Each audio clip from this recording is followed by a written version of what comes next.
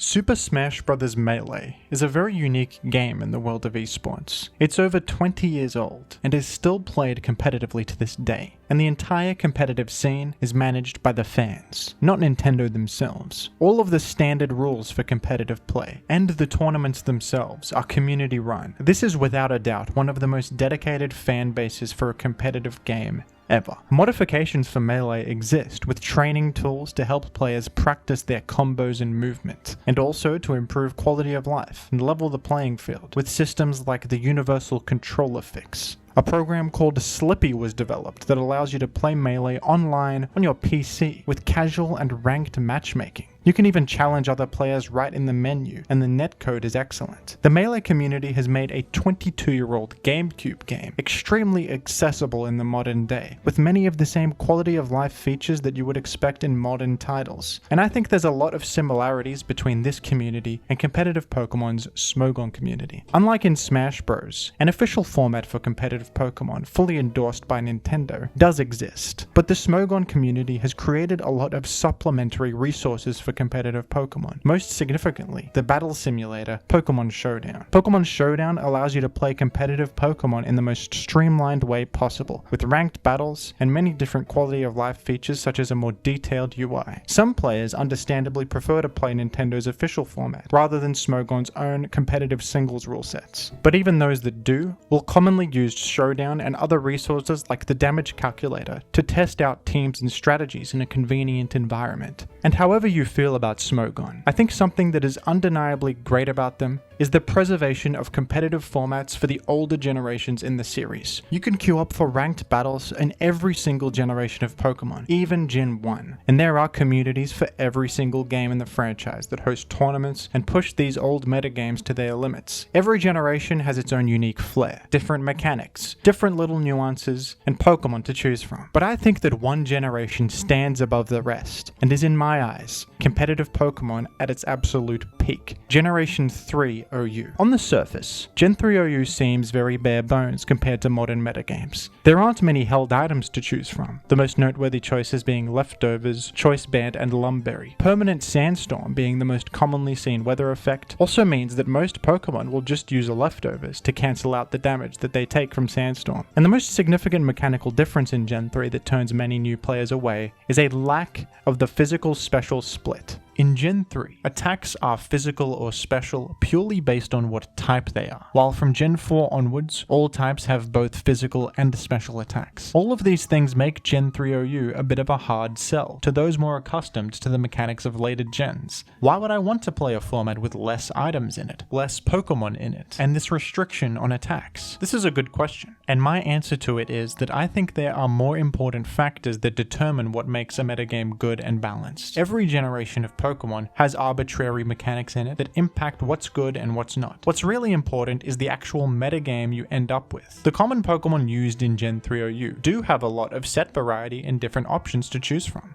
How could a format with objectively less content in it somehow have more variety and metagame development than many other formats? One of the most important reasons for this in my eyes is the overall lower power level of attacks and moves. Competitive singles is full of risk-free progress-making moves, or high base power attacks that you can jam without thinking, doing huge damage to anything even if they resist the attack. High-value single clicks like Stealth Rock and Scald aren't present in Gen 3. Overpowered defensive abilities like a Magic Guard, Magic Bounce, and Regenerator also aren't here. And the base power of moves is overall much lower. Meteor Mash from Metagross or Mega Horn from Heracross are as strong as you're gonna get in terms of big, powerful wall-breaking moves. Even U-Turn and Volt Switch don't exist in Gen 3. These moves are everywhere in Gen 4 and beyond, and they remove a lot of risk from the game. The ability to attack and then see what your opponent does, pivoting into the perfect response, is obviously very powerful and safe. The few moves that can generate guaranteed value, such as Spikes or Leech Seed, are still not quite on the level of moves like Stealth Rock or U-Turn, and the momentum lost from spending your turn using these moves is something that can be punished. Nothing is so powerful in Gen 3 that it's completely risk-free. There are two important moves in Gen 3 that do have high base power, but they have significant opportunity cost associated with them. These two moves are Focus Punch and Explosion.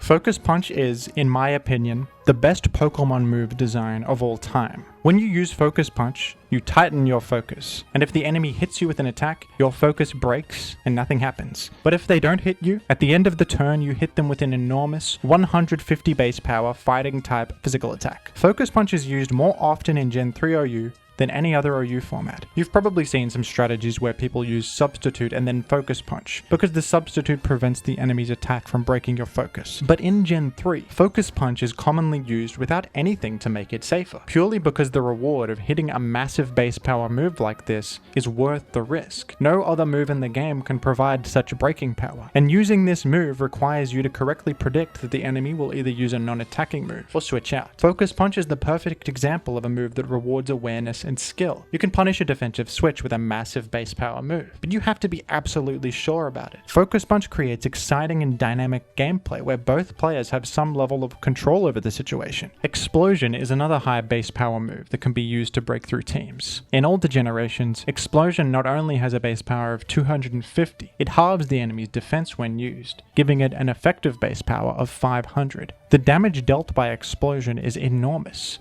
But not only does it require you to sacrifice your entire Pokemon when you use it, it can be directly beaten by going to a Ghost type or a high defense resist. High power moves in Gen 3 come with a significant cost and risk. Every single powerful offensive threat in this metagame has some sort of Achilles heel, an exploitable weakness that you can take advantage of. Sometimes in later generations, it only takes a single turn of setup for some offensive sweepers to be able to take out the majority of the metagame. No offensive threats in Gen 3 have that level of immediate game-ending power. Many of them have a ×4 type weakness, encouraging the use of super effective coverage options to be able to check them. Bulky win conditions like Curse Snorlax or Calm Mind Suicune don't have enough move slots to be able to cover everything in the metagame. They're under constant pressure from spikes, sand, and chip damage, and if they take so much that they're forced to rest, they're vulnerable for 2 turns. You can safely roar them out or bring in something threatening to take advantage of the free turns. Your offensive threats must be well considered, built around, and supported. No win condition in this format is automatic, and every popular and powerful strategy that rises to the top will have some form of exploitable weakness, leading to the rise of Counterplay. This is why the metagame continues to evolve despite very few balance or rule set changes since its release. Just like Super Smash Bros. Melee, the game is pretty much the same as it was 20 years ago, but all it takes is one good player to come along and show people a new perspective on the game that they never knew existed. Gen 3 OU is a sandbox of mechanics, and although there are rules, fundamental strategies that the metagame centers around, rules are very much made to be broken. You can theory craft, punish strategies that are popular, make sense of things in your own way. There are less items in Pokemon in Gen 3, but every Pokemon choice matters. Every move slot choice matters. Every EV spread matters. EVs get very intricate in Gen 3, because accounting for specific interactions, testing things out in the lab, and considering all these things is rewarded. This is a popular Gengar EV spread. This is an off-bulk to live Crunch and Pursuit from Max Special Attack Tyranitar, +1 HP Flying from Salamence and Gyarados, Stab Psychic from Starmie, while still having enough speed to outrun neutral Salamence and Zapdos. This is now a standard EV spread, but for this to become standard, a lot of optimization and metagame development had to happen, and now that this is a known spread, people have become aware of it and it can be exploited. It's slower than usual, so something like a timid Zapdos can outrun and threaten it greatly. People often come up with their own custom Gengar spreads that live particular hits and hit particular speed benchmarks, tailored to the needs of their team. EV spreads having this much impact in the team building process feels really amazing. Things like this make me feel that I have so much control. The more you engage with this metagame, the more rewarding it is, and the more a personal playstyle will develop. I often talk on this channel about niche and weird Pokemon that somehow have a viable role in Gen 3 OU, and the reason these Pokemon can be viable is because the unique qualities that they have actually feel like they're worth something, because having an advantage in one particular interaction or being able to take on one particular threat can be enough for you to be worth considering on a team. Balance in Pokemon isn't about as many things being viable as possible. If you bring a team of your 6 favorites without thinking about how they work together or attempting to engage with the metagame in any way, you're going to fail. Balance is about things arising naturally to fill gaps, and nothing being too powerful to prevent this from happening. Since top Pokemon in the metagame aren't that overwhelmingly powerful, and all of them have these weaknesses that can be exploited, more Pokemon Pokemon will have the tools to be able to take them on. I recently made a video about how Sableye was used in a high-level tournament game and actually won, an NU Pokemon with terrible stats. The reason for Sableye being used was because of multiple different metagame developments. Claydol has risen in popularity significantly in the last couple of years as a reliable defensive utility Pokemon. Because of this, the metagame adapted, and weirdly enough, Misdreavus started to become popular. Despite looking terrible, it's a really hard counter to the common Claydol sets, thanks to its immunity to Earthquake, Rapid Spin, and Explosion, and ability to shrug off Psychic. Claydols adapted back and started running Shadow Ball to hit Misdreavus super effectively, and that's why the player ABR brought Sableye, which is a horrendous Pokemon in almost every way, but it just so happens to be immune to Psychic and neutral to Shadow Ball. It also has Recover and Knockoff, which no other Ghost type has. Whenever a problem arises in this metagame, some weird thing always seems to reveal itself as a solution to that specific problem. In last year's Callous Invitational, Roselia was used in some tournament games. This is kind of unbelievable. Roselia is terrible. It has 50 base HP and 45 base defense. It is a literal little cup Pokemon. But that's the thing. Roselia has unique qualities that nothing else has. It resists electric, is immune to poison, has access to spikes, leech seed, aromatherapy, and stun spore. Nothing else in the game has this particular set of traits. And in Gen 3, that is worth something. If you really want to, you can build around that. Aromatherapy can allow you to get poisoned or burned on a teammate, like Swampert or Salamence, on purpose. Use that opportunity to get some damage in, and then heal it off later thanks to the surprise Roselia. This Roselia can wall specific Zapdos or Milotic sets, and taking advantage of them by creating spikes, punishing the enemy long term. This is not a great Pokemon, and I wouldn't personally recommend using it, but this just goes to show that if a Pokemon can do something unique, you can probably find some weird way to make it work in this format. Gen 3 OU is consistently great to watch. You see a lot of crazy surprise baits, a random UU or NU Pokemon that happens to fill out the team perfectly and catch the opponent off guard. But even if nothing crazy happens and both players are using standard meta teams, the gameplay is just good. It's exciting. Factors such as matchup variance and even bad luck or RNG can be compensated for by awareness and skill. Every turn feels important, and all it takes is one bold choice to completely shift the momentum back in one player's favor. There's no team preview in Gen 3, so there's an element of trying to figure out what the enemy has in the back, which I think adds a lot of depth as well. You can piece together what they might have based on synergies that they need, defensive qualities their team probably requires to handle the metagame. For example, if you see Snorlax, you can now say that it's more likely they have a Magneton in the back for support against Skarmory, and you can do something like this. Go to Skarmory on their Snorlax, then go straight to Dogtrio on the Magneton and punish them for trying to trap your Skarmory. Intuition and analysis of the game state is always rewarded in this format.